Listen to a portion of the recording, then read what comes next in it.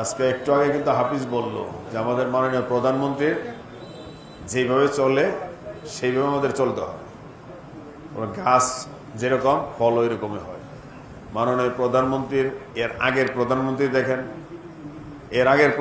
দেখেন, আমাদের প্রধানমন্ত্রী কিন্তু টোটালি চেঞ্জ। সে যেহেতু বিদেশে ছিল, বিদেশের মতোই তার মঞ্চে লোক থাকে কয়জন, তার সফর সঙ্গী কারা, বক্তৃতা দেয় কারা, কতক্ষণ সময় নেয় প্রোগ্রামে, এগুলো আমাদেরকে জানতে হবে, শিখতে হবে।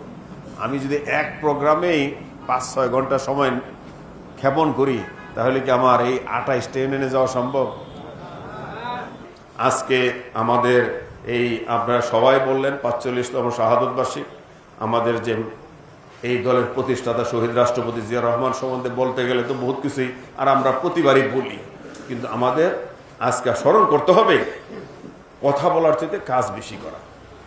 আমাদের সেই নেতা যার জন্য দেশ স্বাধীন হয়েছে, যার জন্য আজকে আমরা গর্বের সহিত বলতে পারি আমাদের সরকার বিএনপির সরকার। তার সাহসের কথা বললে, তার ত্যাগের কথা বললে শেষ নাই। কিন্তু আমাদের উচিত হবে কথা বলার চাইতে তার যে নীতি, তার যে আদর্শ, সেটা কিভাবে আমরা বাস্তবায়ন করতে পারি। বক্তৃতা দিলে কি হবে আমরা যদি নীতি ফলো না করি?